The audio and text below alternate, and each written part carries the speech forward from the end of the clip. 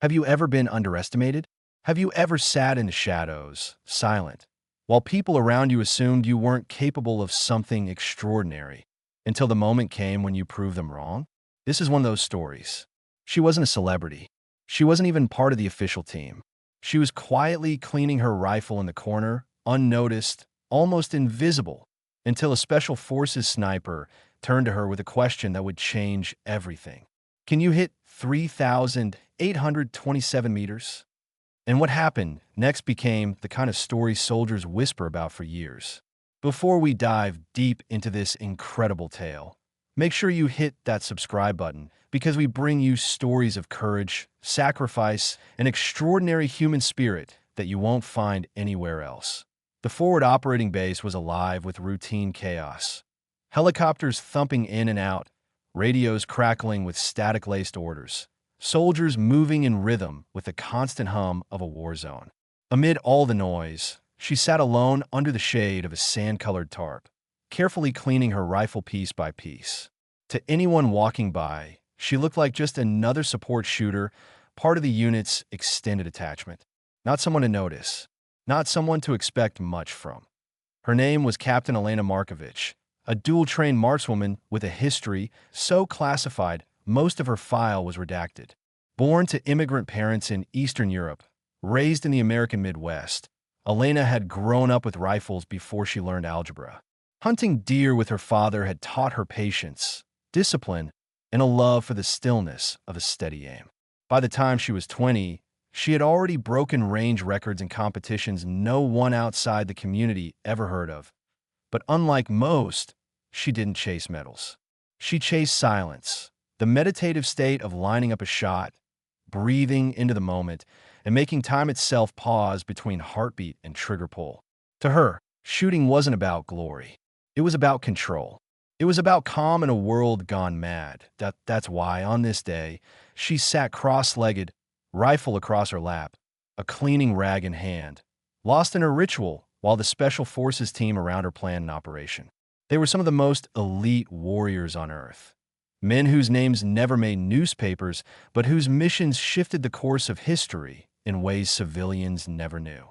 And yet, even they were uneasy, because their target that day was almost 4 kilometers away, an enemy commander known for evading every strike against him, always slipping away seconds before missiles landed, always vanishing from villages just before raids. To stop him, they needed something more than firepower.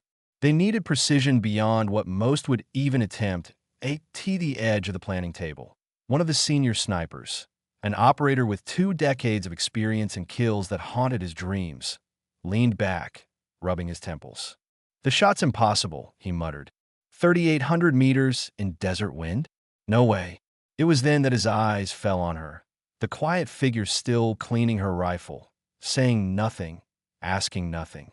He studied her a moment, then smirked. "Hey," he called out. You think you can hit 3,827 meters?"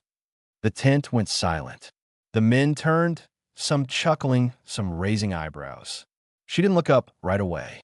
She finished wiping down the bolt, set it aside with care, and finally lifted her eyes. Her voice was calm, almost too calm. "Yes," she said. Laughter erupted around her. "No offense, ma'am," one of them said, "but that's beyond record distance. You're talking about threading a needle from 2.5 miles out." She didn't argue.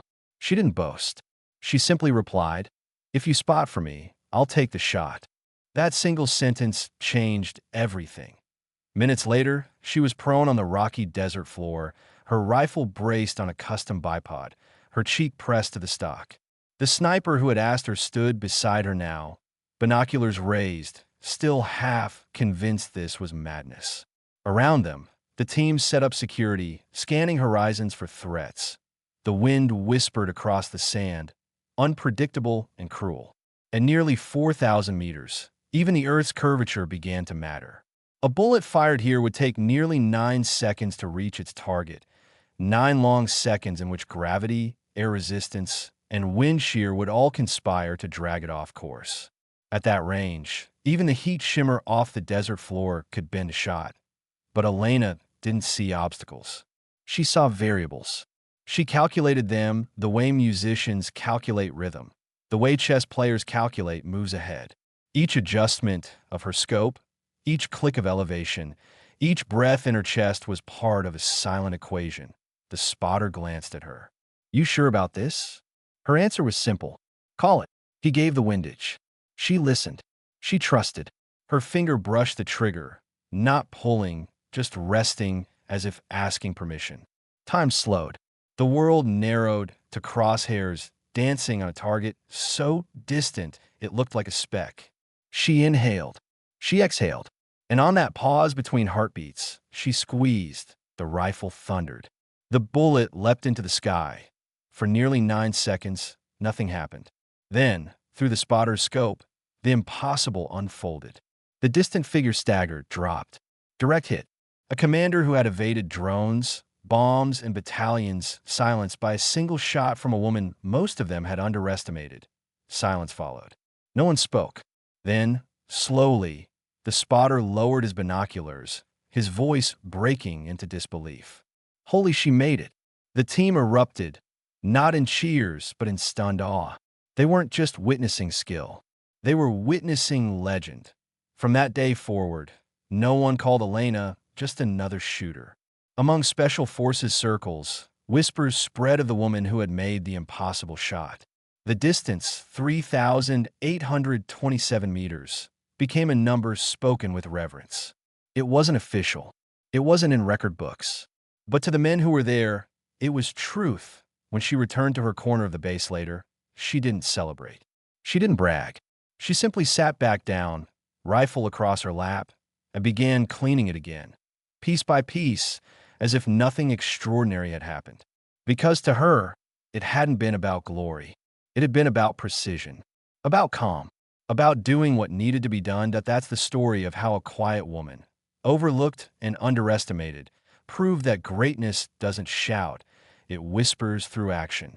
She didn't set out to be remembered, but she will be, not because she wanted recognition, but because when the question came, can you hit 3,827 meters? She answered with the only thing that mattered, the shot.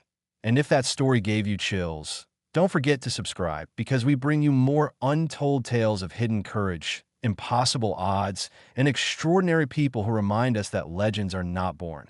They are made in moments like these.